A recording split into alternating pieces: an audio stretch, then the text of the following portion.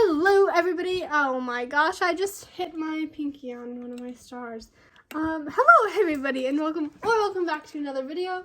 My name is Rose and today I'm going to be recommending books off of my bookshelf. So let's get started. So this first one I'm going to recommend is House of Salt and Sorrows by Erin A. Craig. And hold on, I'm going to remove my stars. Okay, so basically I have these stars on my bookshelf. Insert picture here. And I got them from at home and they light up, as you can see on your screen. Okay, sorry about that interruption, but here we go. Okay, House of Salt and Sorrows by Erin A. Craig. So I read this one last year, like the beginning of last year, and I really enjoyed it. So it's about these 12 sisters in a manor, and the manor is supposedly haunted. 4 of her sisters have been killed in a gruesome way, and there's a lot of murders. So, anyways, she starts getting these visions, and she doesn't know what to do. She meets this mysterious stranger that helps her through it, and it's really good book. Definitely, I mean, it's not dark, but it has a certain tone to it that makes it kind of mysterious and dark. It's a really good book. So if you're looking for a cozy read to read next to the fireplace, especially for this fall season, I would highly recommend House of Salt and Sorrows by Erin A. Craig. So this next one I'm going to recommend is Chain of Gold by Cassandra Clare. I'm just going to put it on the shelf and not hold it like I did the last book because this one is pretty heavy. So Chain of Gold by Cassandra Clare. And if you are familiar with any Cassandra Clare books, you know that she does not write little. Okay, hold on. I have the second book too. Okay. So this is part of The Last Hours, and the covers, oh my gosh, the covers just blew me away. And this is the only series by Cassandra Clare that I have read. The third book, Chain of Thorns, actually comes out next January, so January of 2023. And I'm really looking forward to reading it because you'll see if you read these 2 books, but really good. I will say it takes a hot minute to get into it, but once you get into it, it will start speeding up, and you will fall in love with the characters. Another thing I really like, I don't know, since I'm not familiar with Cassandra Clare, I don't know if this is like every book thing or not, but they have a picture. Hold on, let me. Okay, why is this so different? Oh my gosh, they have a picture of the characters in here, and I absolutely love it. But this is definitely one of my favorite books, like fantasy-wise. It's like, I don't know, it's made me want to read more of Cassandra Clare books, but now since I'm mainly reading romance, I just haven't gotten around to reading any Cassandra Clare books, but I might find some at half-price books. Move on with the video. Next up, I'm going to recommend Obsidian by Jennifer L. Armentrout. So I know Jennifer L. Armentrout's books are pretty popular, especially from Blood and Ash. I haven't read that one just yet, but they have it on my library app, so I might read it. So this series is a paranormal romance about this species, the Luxon, and basically it's just, I don't know how to explain it in a way. Okay, basically there's this girl named Katie, and she moves to this small town after coming from a big town, and she's adjusting when she meets this guy named Damon.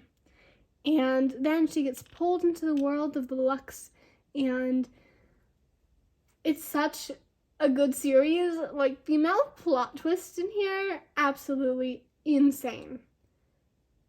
This series is one of my all-time favorites, for sure. and Jennifer L. Armentrout in general. Next up, we have my Amanda Hocking books. So we have the Canon Chronicles and the Valkyrie Duology. So first, I'm going to start off with the Canon Chronicles. So the Canon Chronicles, and I'm like, oh, this sounds interesting. Honestly, I expected it to sit on my shelf and me never read it. But that was not the case. I actually picked it up and then I got so hooked I could not put this book down. So this Hidden Kingdom is actually the full trilogy of all three books in the Canon Chronicles combined. The pages are really thin, and as the books go on, it gets okay, so it starts off, the first book you're like, okay, yeah, this is a YA book, but then as the books progress, it's like, oh, this is not YA. So just be warned of that. I mean, it's not anything horrible, but it definitely like gets more mature as the books go on. But it is such a great book. Amanda Hocking's writing in general is really good, and she has tons of other books too. Which one of those other books? Heart and Shadow. So this is a Valkyrie Duology, and like I said, I mainly read romance, but I came across this in Barnes & Noble and I had to get it because it's Amanda Hocking, and I read Hidden Kingdoms and I really liked it, so I'm like, even though it's Valkyries, I still maybe will enjoy it, because I mean, I do enjoy fantasies still. Needing something to just offset all the romance I read, really. And Heart and Shadow was the perfect one. I cannot stress how good this book is. Like, there is a lot of world building, but it's put in a way where you will comprehend it so easily, and you will just, her worlds in general just have a way of being so unique that you are so compelled to continue to read it to learn more about the characters, and it really gives me Crescent City vibes.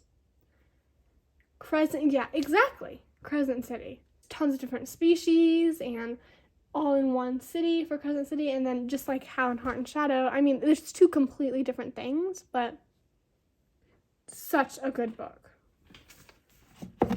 And for the last series of the day, the series White Hot Kiss by Jennifer L. Armentrout, along with Storm and Fury by Jennifer L. Armentrout.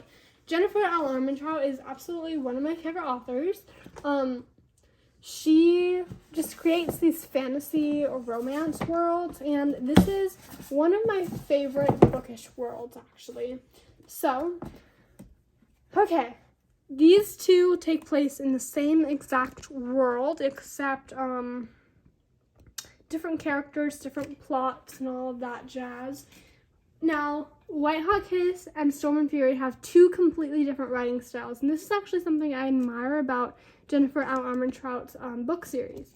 Each series, she is able to write, even with Obsidian, they all have different tones to them, different writing styles. Like in Storm and Fury, she adds more puns, and it's more of, you can tell that it is a different character speaking, and it's a different character's perspective than in White Hot Kiss with Layla. It is Layla's speaking. It is Layla's turn, and that is actually something I admire, how Jennifer L. Armentrout is able to do that with her writing. It was so amazing, and I will never stop recommending both of these series. So White Hot Kiss has demons and focuses more on the demon side of things, and then Storm and Fury focuses on the warden side of things. So White Hot Kiss, let me talk about that for a second. Okay. So White Hot Kiss. White Hot Kiss is about this girl named Layla, and she is half demon, half warden. But really neither of her sides accept her. And that's all until Roth comes in. So Layla meets this demon named Roth, and at first they're like, ew, I hate you. Ew, I hate you too. And then some stuff happens, and they're slowly starting to become friends. The only thing is, Layla has to hide it from her warden best friend, Zane. Layla has been best friends with Zane for years. Ever since she came to the Warden community, he was really the only one that understood her and didn't look at her like a monster. And so she having to hide some big stuff from him, it unnerved her. The only thing is, they can't pursue a relationship because her kiss can kill. Next up, we have Storm and Fury. Just ignore the rest of those ones. Okay, Storm and Fury.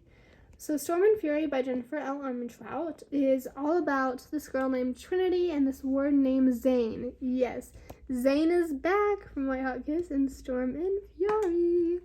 So it's all about this reckless girl named Trinity. And here's the thing, she's not human, but I can't reveal what she is. You'll have to read the book. That's my way of kind of advertising the book, getting you guys to read it. So, Trinity, and she has a warden protector named Misha, and together they have to work together to keep Trinity alive, really. She lives in a community of warden, which is very unusual for a human, or not human. And, yeah, I mean, just go read the books. Both of these are very fast-paced. I read very fast-paced books. I don't like slow-paced books that much because it's like, I need action. I need constant action. So, yeah. Anyways, thank you guys so much for watching today's video. I hope you guys enjoyed and you weren't too bored. I try to make these as entertaining as possible. Thank you guys so much for watching. If you liked it, please give it a like and share it with your friends because I would love for my channel to get some more publicity. I said that right? Yes, I did. So, yeah. Have an awesome day, everybody, and thanks again for watching. Bye-bye! Speaking of half-price books, oh my gosh. They're so... I found all the original covers for Twilight, for the Lunar Chronicles. I found the special edition of A Vow So Bold and Deadly, and they had this fancy Caraval cover. Oh, it was awesome. Next time I go there, I'll try to film like a short or a video. Anyways, okay, and there goes all my books. And for my last recommendations of the day, I'm going to say, oh shoot. Wow, look how cool this angle looks. Hold on, you can see some of the pens. Okay, wait, let me, yeah, okay, the way, I don't actually have like a phone holder or something. I think it's called a tripod. I don't know what it's called, but I use this like container with pens in them to hold my phone up. I mean, it's worked for me, so